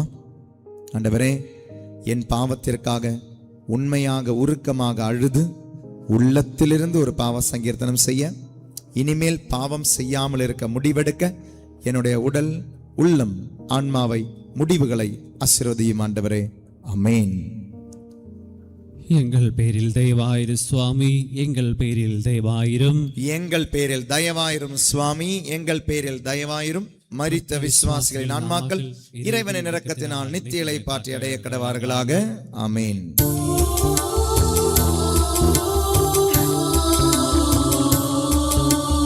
உனக்காக மரித்தேனே, எனக்காக நீ என்ன செய்தாய்? எனக்காக நீ என்ன செய்தாய்? எனக்காக மரித்தீரே, உனக்காக நான் என்ன செய்வேன்? உமக்காக நான் என்ன செய்வேன்? 9ஆம் நிலை. இயேசு 3ஆம் முறை தரையில் குப்புற விழுகிறார். திவ்ய இயேசுவே, உம்மை ஆராதித்து வணங்கி உமக்கு நன்றி அறிந்து தோத்திரம் செய்கிறோம். அது ஏனென்றால் அச்சிஷ்ட பாரமான சிலுவையை கொண்டு உலகத்தை மீட்டு ரட்சித்தீர். 3ஆம் முறை இயேசு தரையில் விழுகிறார். பாலைவனத்தில் இயேசுனுடைய 3வது சோதனை. வாசிக்கிறேன், கேளுங்க. மறுபடியும் அழகை அவரை மிக உயர்ந்த ஒரு மலைக்கு கூட்டிச் சென்று உலக அரசுகள் அனைத்தையும் அவற்றின் மேன்மையையும் அவருக்கு காட்டி அவரிடம், நீர் நெடுஞ்சான் கிடையாக விழுந்து என்னை வணங்கினால் இவை அனைத்தையும் உமக்கு தருவேன் என்றது. அப்பொழுது இயேசு அதனிடம், அகன்று போ சாத்தானே, ஏனெனில் உன் கடவுளாகிய ஆண்டவரை வணங்கி அவர் ஒருவருக்கே பணி செய் எனவும் எழுதியுள்ளதே என்றார். உன்னுடைய ஆன்மீகத்தில் பெரிய ஒரு கேள்வியை இன்னைக்கு ஆண்டவர் வைக்கிறார். உடலில் பாவம் செய்திருக்கலாம், மனதில் பாவம் செய்திருக்கலாம். இதன் வழியாக இன்னைக்கு உன்னுடைய ஆன்மா அடிபணிந்திருப்பது யாரை? Where is your soul? Where have you surrendered your soul? To whom have you surrendered your soul? உன்னுடைய ஆன்மாவை யாருக்கு அடியப்பணி வைத்துள்ளாய்? யாருக்கு? எவ்வளோ திமிரு இருக்கும் அந்த பிசாசுக்கு. ஆண்டவர்கிட்ட வந்து சொல்லுது, ஆண்டவரே படைத்த உலகம் அது. ஆண்டவரே படைத்த உலகத்தை ஆண்டவர்கிட்ட சொல்லுது, நீ நெடுஞ்சான் கிடையாக என்னை பணிந்து விழுந்தாள், என் காலில் நீ விழுந்தா உலகத்தை உனக்கு தரேன்னு சொல்லுது. எவ்வளோ கொழுப்பு இருக்கும், எவ்வளோ ஆணவம் இருக்கும், எவ்வளோ திமிரு இருக்கும் அந்த பிசாசுக்கு. யார் கொடுத்தாங்க அந்த திமிரை? நீயும் நானும் தான் கொடுத்தோம். எப்படி கொடுத்தோம்? ஆண்டவர் மனிதனை படைத்து அனைத்து படைப்பிற்கு மணிமகுடமாய் அவனை வைத்து, தம்பி இந்த உலகத்தை நான் உன் கையில கொடுக்கிறேன், பார்த்துக்கோ பத்திரமானு கொடுத்தாருல்ல. மா உன்னுடைய கையில இந்த உலகத்தை கொடுக்கிறேன், பார்த்துக்கோன்னு கொடுத்தாருல. பார்த்துக்கிட்டோமா? பைபிள் அப்படிதானே சொல்லுது. 2வது அதிகாரம் 15வது வசனம் தொடக்க நூல்ல, அதை பாதுகாக்கவும் பண்படுத்தவும் ஆதாமை ஏதேன் தோட்டத்தில் வச்சார் ஆண்டவர். பாதுகாக்கவும் பண்படுத்தவும். இந்த உலகத்தை உன் கையில கொடுத்தார், என் கையில கொடுத்தார். எப்படி இருக்கு பாருங்க. எது கையிலையோ பூமாலை கொடுத்த மாதிரி ஆகி போயிடுச்சுல. யோசிச்சு பாருங்க. அப்ப இன்னைக்கு பிசாசுக்கு இந்த உலகத்தின் மீது அதிகாரம் கொடுத்தது யாரு? ஆண்டவர் படைத்த உலகம் ஆண்டவர் உன்கிட்ட கொடுத்தாரு. நீ அழகா கொண்டு போய் பிசாசு கிட்ட கொடுத்திருக்கிற. ஆண்டவர் உனக்கு கொடுத்த வீடு, அந்த வீடு அப்படியே பாவத்தின் வழியாக பிசாசு கிட்ட கொடுத்திருக்கிற. அந்த வீட்டில் என்னெல்லாம் நடக்குதுன்னு பாருங்க. அந்த வீட்டில் சண்டை, சச்சரவு, சந்தேகம், சோம்பேறித்தனம், தூங்குறது, தூங்கிக்கிட்டே இருக்கிறது, வேலை செய்யாம இருக்கிறது, புரிதல் இல்லை, அன்பு இல்லை, குழப்பங்கள் அந்த வீட்டில். ஆண்டவர் உன்கிட்ட வீடை கொடுத்தாரு. வீடை கொண்டு போய், வீடினுடைய சூழ்நிலை கொண்டு போய் பிசாசு கிட்ட கொடுத்திருக்க. இன்னைக்கு அதனுடைய அதிகாரி யாரு? யாரு முன்னால கீழே வணங்கி நிக்கிற? ஆண்டவர் உனக்கு படிப்பை கொடுத்தாரு, அறிவை கொடுத்தாரு, நல்லா படிச்சேன். இன்னைக்கு அந்த படிப்பை யாருக்கிட்ட போய் அடிப்பணிய வச்சிருக்கிற? அந்த படிப்பை வச்சு என்ன பண்றேன்? எவ்வளோ புத்தகங்களை படிச்சிருப்பேன், வாசிச்சிருப்பேன், எவ்வளோ ஃபார்முலாஸ் மனப்பாடம் பண்ணியிருப்பேன், எத்தனை எத்தனை எத்தனை மேக்ஸனுடைய சிம்பிள்ஸ் எல்லாம் மனப்பாடம் பண்ணியிருப்பேன். ஒரே கேள்வி, பைபிளில் எத்தனை வசனங்கள் உனக்கு மனப்பாடமா தெரியும்? உலக அறிவை, உலக படிப்பை தலை மேல தூக்கி வச்சிருக்கிறியே, எத்தனை பைபிள் வசனம் உனக்கு மனப்பாடமா தெரியும்? இன்னைக்கு ஸ்டாக் எக்ஸ்சேஞ்சில் என்னெல்லாம் நடந்ததுன்னு உனக்கு தெரியும். எந்த இன்சூரன்ஸ்ல எப்படி காசு போட்டா எப்படி அது காசா மாறும்னு உனக்கு தெரியும். பைபிள்ல எத்தனை புக் இருக்கு? பழைய ஏற்பாட்டில் எத்தனை, புதிய ஏற்பாட்டில் எத்தனை?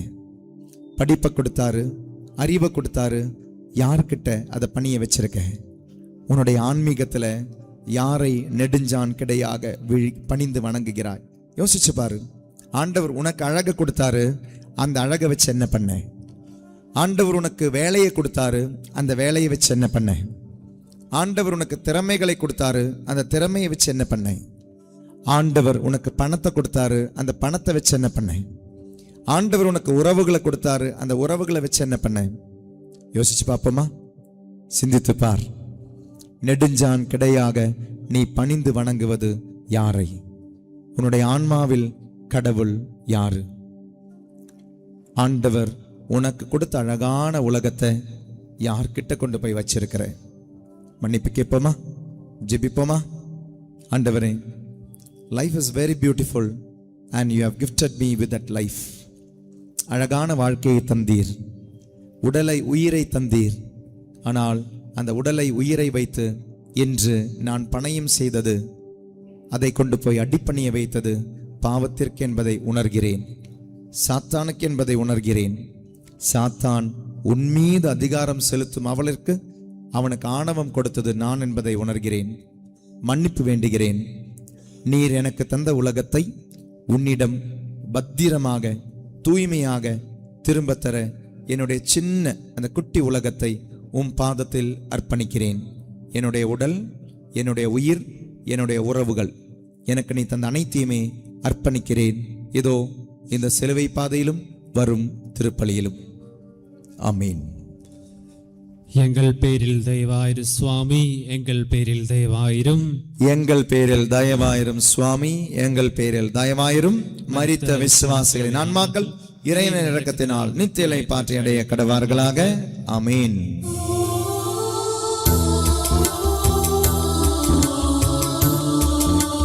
உனக்காக மரித்தேனே, எனக்காக நீ என்ன செய்தாய்?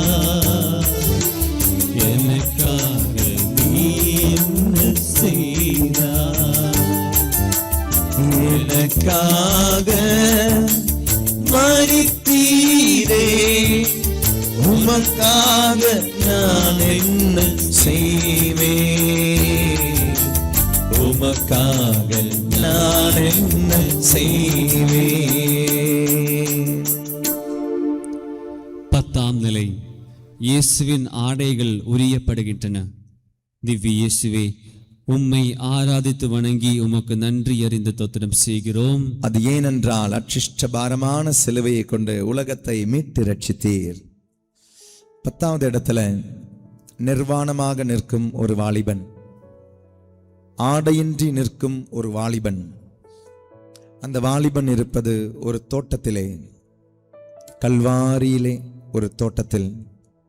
மனிதா, இயேசு ஏன் இந்த ஒரு போஸ்டரை எடுக்கிறார்?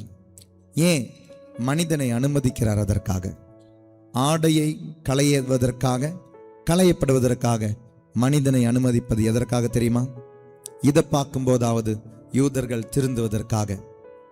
ஒரு தோட்டம், அதிலே ஒரு வாலிபன் ஆடையின்றி இருப்பதை கண்டிப்பாக யூதர்கள் கற்பனையாவது செய்யட்டுமேன்னு சொல்லிதான் இயேசு ஆடையின்றி அந்த தோட்டத்திலே நிற்கிறார். அவங்களுக்கு ஆதாம ஞாபகம் வரணும். தோட்டத்திலிருந்து வாலிபன் ஆடையின்றி வெளியேறியதனுடைய நினைவு. மகனே, ஆதாமே, ஏவாளே, உனக்காக தோட்டத்திலிருந்து பாவம் செய்து ஆடையின்றி வெளியே போன உனக்கு பதிலா இன்னைக்கு ஆடையின்றி நான் நிற்கிறேன். எதற்கு தெரியுமா? உனக்கு ஆடை தருவதற்காக. எதற்கு தெரியுமா? உனக்கு ஆடையை தருவதற்காக. ஆண்டவருடைய உருமாற்றம் மலை ஞாபகம் இருக்கா? அங்கு இயேசுனுடைய ஆடை இந்த உலகத்திலே ஒரு சலவை காரணம் செய்ய முடியாத அளவிற்கு தூய்மைப்படுத்தி அவருடைய ஆடை இருந்தது. ட்ரெஸ், அந்த dress, it was like a light, பயங்கரமான வெளிச்சத்தினுடைய ஒரு ஆடையா இருந்தது. அதாங்க ஆடை. அந்த ஆடையை பார்த்த பொழுதுதான் அப்பா மேலிருந்து சொன்னாரு, இதோ என்னுடைய மகன், இவருக்கு செவிசாயுங்கள். இப்படி ஒரு ஆடையை தரதான் இயேசு வருகிறார். அப்ப அந்த ஆடை என்ன? இழந்து போன ஆடை என்ன? கடவுளுடைய மகன், மகள் என்னும் ஆடையை இழந்த ஆதாம். இயேசு வந்தது, தந்தது என்ன தெரியுமா? கடவுளுடைய மகன், மகள் என்னும் ஆடை. இயேசு வரலனா இன்னைக்கும் நீ நான் பாவத்திற்கு அடிமை. ஆனா இயேசு வந்ததுனால இன்னைக்கு நீயும் நானும் கடவுளுடைய பிள்ளைகள். தந்தது யாரு? இயேசு கிறிஸ்து. ஆடை இழந்து ஆடையை தருகிறார். வேணுமா? ஆண்டவர்கிட்ட வா. இயேசு ஆடை இழந்த ஆதாமை நினைவுபடுத்துகிறார், ஆடை தர வருகிறார். ஜெபிப்போமா? ஆண்டவரே, என்றும் பாவம் செய்யும் பொழுது நான் பாவத்திற்கு அடிமையாகிறேன். மகனாக மகளாக நீர் என்னை மாற்றியும் அடிமையாகவே வாழ்ந்து கொண்டிருக்கிறேன். I cannot but do some sins. வேணும்னு ஆசை இல்லை, ஆனால் செஞ்சுக்கிட்டே இருக்கிறேன். ஆசைப்படுற நன்மை அல்ல, ஆசைப்படாத தீமையை செய்கிறேன். ஆண்டவரே, அந்த தீமையிலிருந்து வெளியே வர என்னை ஆசீர்வதியும், எனக்கு விடுதலை தாரும், எனக்கு ஆடையை தாரும். ஆமேன். எங்கள் பேரில் தயவாயிரும் சுவாமி, எங்கள் பேரில் தயவாயிரும். எங்கள் பேரில் தயவாயிரும் சுவாமி, எங்கள் பேரில் தயவாயிரும். மரித்த விசுவாசிகளின் ஆன்மாக்கள் இறைவனின் இரக்கத்தினால் நித்தியலை பாற்றி அடைய கடவார்களாக. ஆமேன்.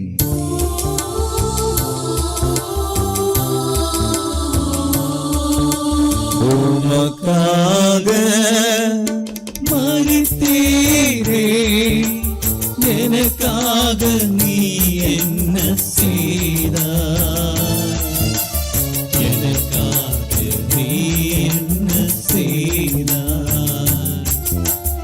எனக்காக மரித்தீரே, உமக்காக நான் என்ன செய்வேன்?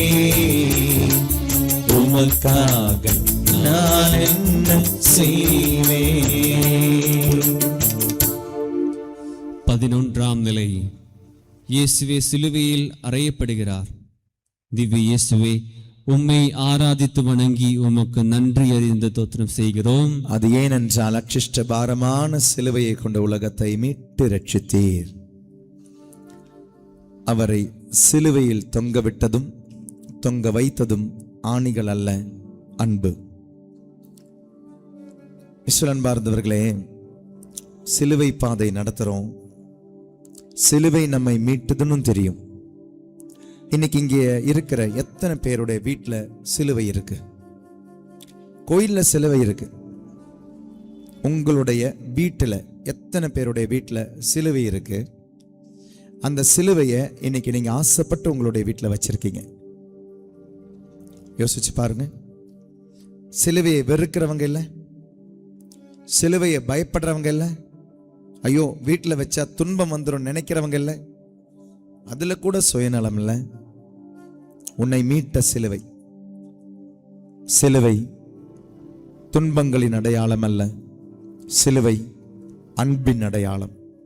இதை புரிந்தால் உன்னுடைய வீட்டில் சிலுவைக்கு ஒரு இடம் கொடு, ஒரு அழகான இடம் கொடு, அதற்கு ஒரு முக்கியத்துவம் கொடு.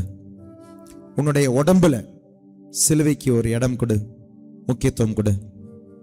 கழுத்தில் எத்தனையோ பேர் சிலுவையை போடுறவங்க இருக்கிறாங்க, கயிறில் போடுறவங்க இருக்காங்க, ஜபமாலையாக போடுறவங்க இருக்கிறாங்க. உன்னுடைய கழுத்தில் ஜபமாலை இருக்கா? உன்னுடைய கழுத்தில் சிலுவை இருக்கா? உன்னுடைய கையில் சிலுவை இருக்கா? சிலவங்க சிலுவையை கையில் பிடிப்பாங்க. சிலுவையினுடைய அன்பையும் சிலுவையினுடைய மாட்சியையும் தெரிந்தவர்கள் கையிலேயோ உங்களுடைய உடலிலேயோ உங்களுடைய வீட்டிலேயோ அதற்கு முக்கியத்துவம் கொடுப்பீங்க. இல்லைனா கோயிலில் மட்டும் இருக்கும், ப்ரேயரில் மட்டும் இருக்கும், தவக்காலத்தில் சிலுவை பாதையில் மட்டும் இருக்கும். அப்படி ஒதுக்கப்பட வேண்டியவர்கள் அல்ல இயேசுவனுடைய சிலுவை. மகனே மகளே, இயேசுவனுடைய சிலுவையில் இயேசுவை தாங்கியது 3 ஆணிகள் அல்ல, உன் மீதுள்ள அன்பு என்று புரிந்தால் சிலுவையை நேசித்து பார். உன் வாழ்க்கை தொடங்கியதும் உன் வாழ்க்கை முடிவதும் சிலுவை அடையாளத்திலே என்பதை மறந்துடாத. உனக்கு பேப்டிசம் கொடுக்கும் பொழுது சிலுவை போட்டு தான் ஃபாதர் உனக்கு பேப்டிசம் கொடுத்தாரு. நீ செத்து போகும் பொழுதும் சிலுவையை போட்டு தான் உங்களை அனுப்பிவிட போறாங்க. உன் கையில் கொடுக்க போறதும் சிலுவை தான். இறந்தவர்களுடைய அந்த சவ சரீரத்தில் நீங்க பார்த்தது இல்லையா? கையில் ஒரு சிலுவை வச்சு அனுப்பி விடுவாங்க. திருப்பலி தொடங்குவதும் சிலுவை அடையாளத்தில், திருப்பலி முடிவதும் சிலுவை அடையாளத்தில். ஒரு நல்ல விஷயம், நம்ம எந்த விஷயம் செய்யும் பொழுதும் அது தொடங்குவதும் முடிப்பதும் சிலுவை அடையாளத்தில் இருக்க வேண்டும். சில வீடுகளில் சிலுவை போட்டு சாப்பிடுவாங்க, ப்ரேயர் பண்ணிட்டு சாப்பிடுவாங்க, முடியும் பொழுதும் ப்ரேயர் பண்ணிட்டு சாப்பிடுவாங்க. சிலுவை அடையாளம் பார்த்துருக்கீங்களா? சில ஃபாதர் சிஸ்டர்ஸ் கூட இன்னைக்கு சாப்பிட போகும் பொழுது ப்ரேயர் பண்ணுவாங்க. சாப்பாட்டுக்கு முன்னால சிலுவை அடையாளம், சாப்பாட்டுக்கு பிறகு சிலுவை அடையாளம். நம் வாழ்க்கையினுடைய தொடக்கமும் முடிவும் சிலுவை அடையாளம். அன்பு செய் அந்த சிலுவை அடையாளத்தை. அந்த சிலுவை அடையாளம் உன்னை அன்பு செய்கிறது. ஜெபிப்போமா? சிலுவை நாதரே, எனக்காக சிலுவை சுமந்தவரே, சிலுவை அடையாளத்தால் என்னை மீட்டவரே, இந்த சிலுவையை அன்பு செய்ய, சிலுவை அடையாளத்தை அன்பு செய்ய என்னை ஆசீர்வதியும். ஆமென். எங்கள் பேரில் தயவாயிரும் சுவாமி, எங்கள் பேரில் தயவாயிரும். எங்கள் பேரில் தயவாயிரும் சுவாமி, எங்கள் பேரில் தயவாயிரும். மரித்த விசுவாசிகளின் ஆன்மாக்கள் இறைவனின் இரக்கத்தினால் நித்திய இளைப்பாற்றி அடைய கடவார்களாக. ஆமென்.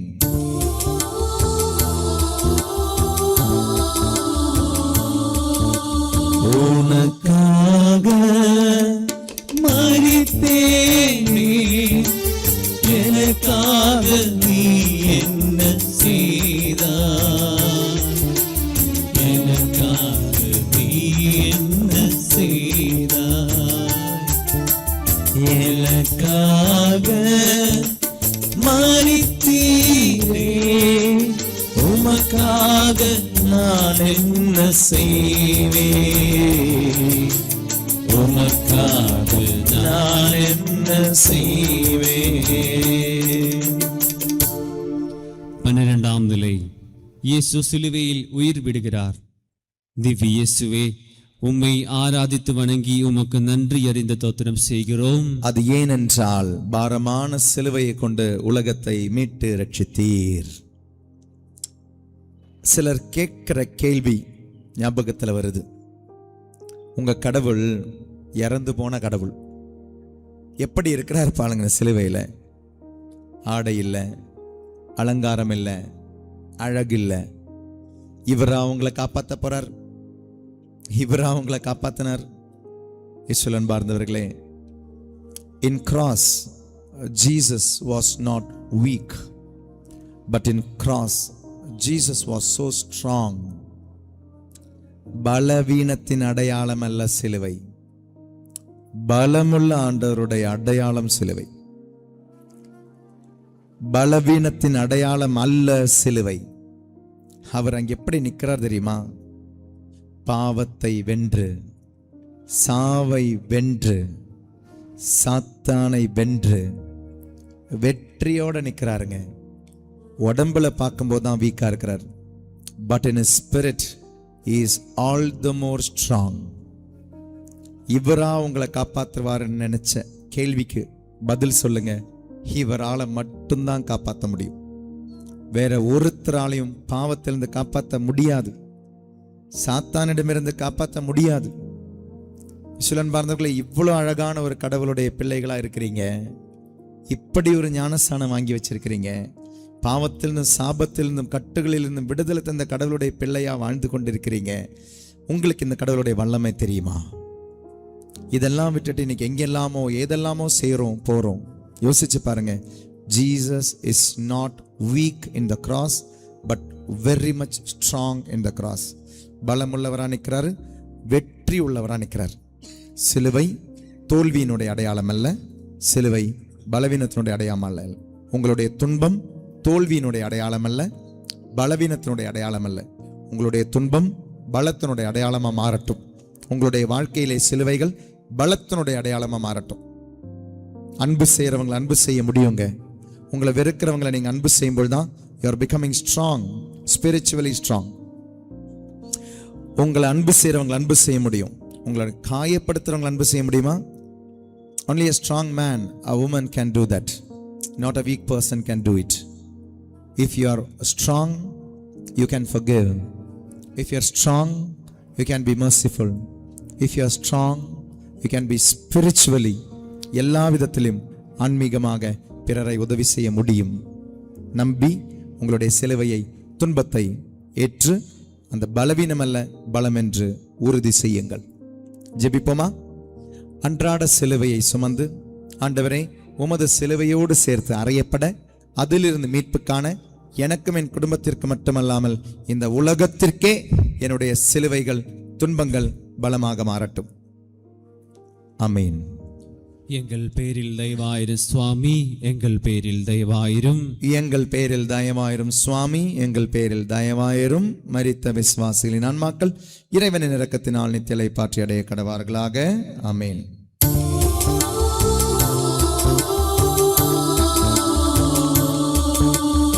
உனக்காக மரித்தேனே, எனக்காக நீ என்ன செய்தாய், எனக்காக நீ என்ன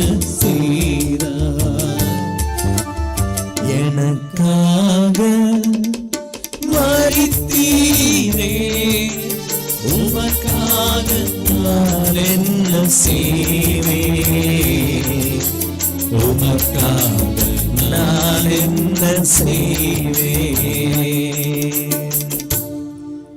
13ஆம் நிலை. இயேசுவே மரியாளின் மடியில் கிடத்துகிறார்கள். திவ்ய இயேசுவே, உம்மை ஆராதித்து வணங்கி உமக்கு நன்றி அறிந்த தோத்திரம் செய்கிறோம். அது ஏனென்றால் அச்சிஷ்ட பாரமான சிலுவையை கொண்ட உலகத்தை மீட்டு ரட்சித்தீர். உங்களுக்கு குழந்தைகள் இருப்பாங்கல்ல, குழந்தைகளுக்காக செபிக்கிறவங்க இதில் இருப்பீங்கல்ல.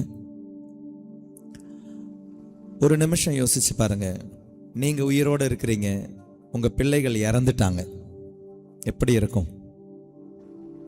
ஒரு அப்பாவா ஒரு அம்மாவா நீங்க உயிரோடு இருக்கிறீங்க, உங்க பையன் இறந்து உங்க கண்ணு முன்னால, உங்க பொண்ணு இறந்து உங்க மடியில, உங்களால தாங்க கூட முடியாது.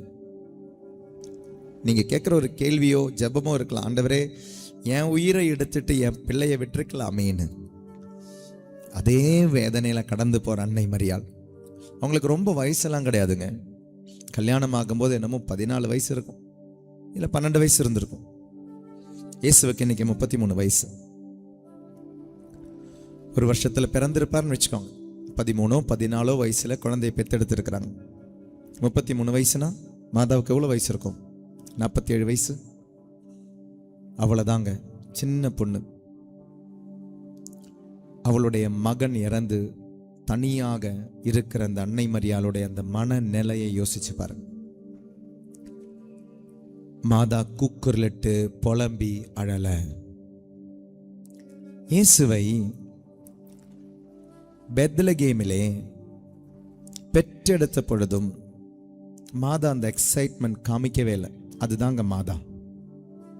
கடவுளுடைய தாயாக மாறிய அந்த நிலைமையிலும் she was stable. அதே கடவுளுடைய மகன் இறந்து மடியில இறக்கும் பொழுதும் she was stable. இன்பத்திலும் she did not show that excitement. உணர்ச்சி வசப்படலை. அதனால பாருங்களேன், துன்பத்திலும் எக்ஸைட்மெண்ட் ஆகல, உணர்ச்சி வசப்படலை.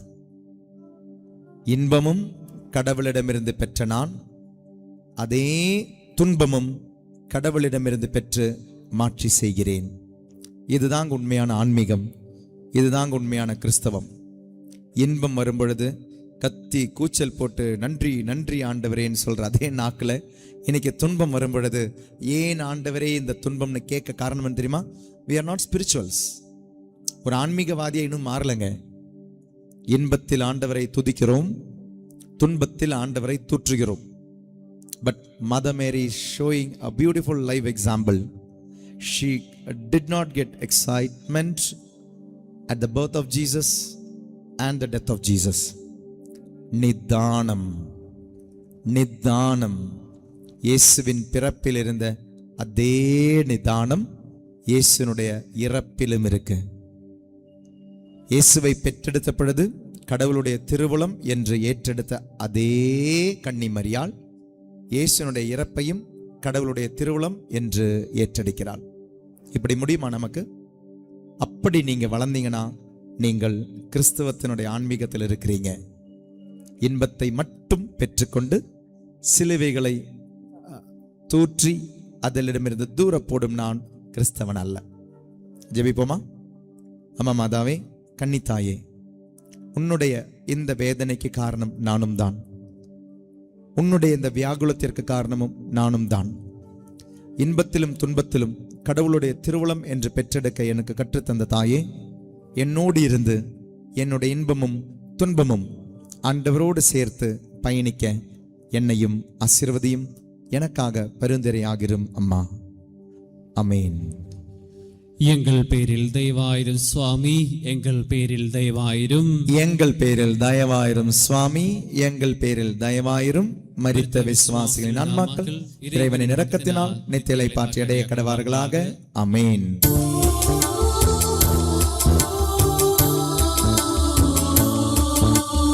உனக்காக மரித்தேனே, எனக்காக நீ என்ன செய்தாய்? எனக்காக நீ என்ன செய்தாய்?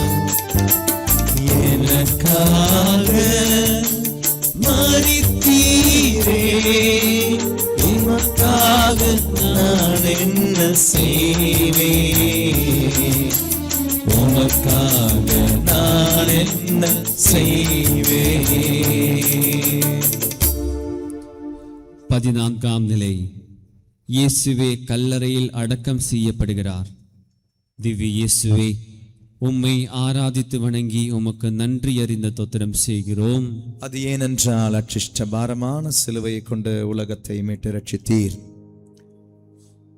இந்த 14ஆம் ஸ்தலத்துல இன்னொரு தோட்டம். இயேசு கெத்செமன் தோட்டத்துல ஜெபிக்கிறாரு. கல்வாரி தோட்டத்துல அறையப்படுகிறார், மரிக்கிறார். இதோ இன்னொரு தோட்டத்தில் அடக்கப்படுகிறார். பாடுகள் நடப்பது ஒரு தோட்டத்தில், மரணம் நடப்பது ஒரு தோட்டத்தில், அடக்கம் நடப்பது ஒரு தோட்டத்தில். அப்போ கண்டிப்பா உயிர்ப்பும் நடந்ததும் அந்த தோட்டத்தில் தான். ஏன்னா அடக்கப்பட்ட இடத்தில்தான் உயிர்க்கிறார். ஏன் ஆண்டவர் ஒரு தோட்டத்தை தேர்ந்தெடுக்கிறார்? ஏனெனில் மனிதன் பாவம் செய்தது ஒரு தோட்டத்தில். அந்த தோட்டத்திலிருந்து வெளியேற்றப்படும் மனிதன், அந்த மனிதனை மீண்டும் அந்த தோட்டத்தில் கொண்டு வர தோட்டக்காரர் கடந்து வந்தார். இப்ப ஞாபகம் வருதா பைபிள்ல திராட்சை தோட்டங்கள்? ஏன் பைபிள்ல தோட்டங்கள்? அந்த தோட்டத்திலே வேலை செய்கிறவங்க தோட்டத்தினுடைய முதலாளி. இதாங்க பைபிள். பைபிளுக்கு ஒரு ஆழம் உண்டு. பைபிள் எழுதியது மனிதன் அல்ல, பைபிள் எழுதியது தூய ஆவியானவர். தோட்டத்தில் பாவம், தோட்டத்தில் பாடுகள், தோட்டத்தில் மரணம், தோட்டத்திலே அடக்கமும் உயிர்ப்பும். ஆண்டவராகிய இறைவன் மீண்டும் உனக்கு தரும் ஒரு அழகான ஒரு ஏதேன் தோட்டம். இந்த தோட்டத்தில் இயேசு அடக்கப்படவில்லை. ஐயோ போயிட்டாரே, இனி பார்க்க முடியாதே நினைக்காதீங்க. இயேசு அடக்கப்படவில்லை, இயேசு விதைக்கப்படுகிறார். இதான் யோவான் 12:24 இயேசு சொல்வாரு, கோதுமை மணி மண்ணில் விழுந்து மடிந்து அழிந்தால் ஒழிய அது பலன் தராது. தோ மண்ணிற்கு கடந்து போகிறார். அவர் அடக்கப்படவில்லை, அவர் விதைக்கப்படுகிறார். அப்படின்னா இன்னைக்கு அவர் ஆயிரக்கணக்கான பிரான்ச்சஸா, கிளைகளா, பழங்களா, கனிகளா உயிரோட இருக்கிறார்னா அதுதாங்க திருச்சபை, அதுதாங்க திரு அவை. அப்ப இயேசு விதைக்கப்பட்டது எங்கு? திரு அவையில். அப்ப இன்னைக்கு இயேசு கிளைகளாக கனிகளாக வளர்வதும் வாழ்வதும் பலன் தருவதும் எங்கே? திருச்சபையில். யார் வழியா? உன் வழியா, ஏன் வழியா? அப்ப இயேசு விதைக்கப்பட்டது எங்கு? உன்னில். After 6 days of creation, God is resting. ஆண்டவர் ஓய்வெடுக்கிறார். அர்த்தம் என்ன தெரியுமா? ஏன்னா நான் உன்னை படைத்து விட்டேன் மனிதா, இனி நீ எனக்காக போ. நான் செய்ய வேண்டிய வேலையை நீ செய். நான் செய்து கொண்டிருந்த வேலையை நீ செய். I am resting. It is not a rest. ஓய்வு அல்ல. I am resting in you. உன்னில் விதைக்கப்படுகிறேன், உன்னில் புதைக்கப்படுகிறேன், உன்னில் நான் வாழ்வேன், உன் வழியாக நான் வாழ்வேன். இதுதான் திருச்சபை, இதுதான் கிறிஸ்தவம், இதுதான் திரு விவிலியம். நீ எதிர் கிறிஸ்து அல்ல, நீ மறு கிறிஸ்து, இன்னொரு கிறிஸ்து. You are not antichrist, but you are another Christ, because the seed is in you. Christ the seed is in you. உன்னிலே இருக்கும் விதைதான் கிறிஸ்து. முளைக்கட்டும், வளரட்டும், உலகத்திற்கு பலன் தரட்டும். ஜெபிப்போமா?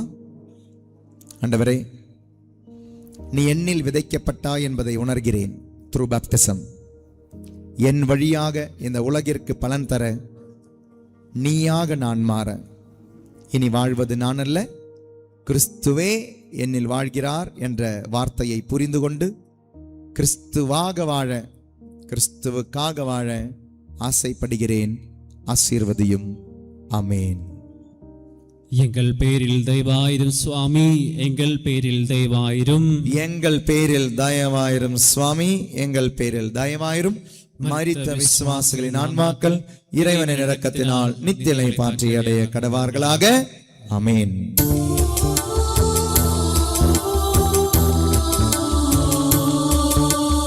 உனக்காக மரித்தேனே, எனக்காக நீ என்ன செய்தாய்? எனக்காக நீ என்ன செய்தாய்? எனக்காக மரித்தேனே, உமக்காக நான் என்ன செய்வேன்? உமக்காக நான் என்ன செய்வேன்? சேர்ந்து ஜெபிப்போமா? எல்லாம் வல்ல இறைவனிடமும் சகோதர சகோதரிகளே உங்களிடமும் நான் பாவி என ஏற்றுக்கொள்கிறேன். ஏனெனில் என் சிந்தனையாலும் சொல்லாலும் செயலாலும் கடமையில் தவறியதாலும் பாவங்கள் பல செய்தேன். என் பாவமே, என் பாவமே, என் பெரும் பாவமே. ஆகையால் இப்பொழுதும் கன்னியான புனித மரியாவையும் வானதுதர் சகல அனைவரையும் சகோதரிகளை உங்களையும் ஆகிய ஆண்டவரிடம் எனக்காக வேண்டிக் கொள்ள மன்றாடுகிறேன். திருத்தந்தையின் கருத்திற்காக, திருச்சபையின் கருத்திற்காக ஜெபிப்போம். விண்ணுலகில் இருக்கிற எங்கள் தந்தையே, உமது பெயர் தூயதென போற்ற பெறுக. உமது ஆட்சி வருக. உமது திருவுளம் விண்ணுலகில் நிறைவேறுவது போல மண்ணுலகிலும் நிறைவேறுக.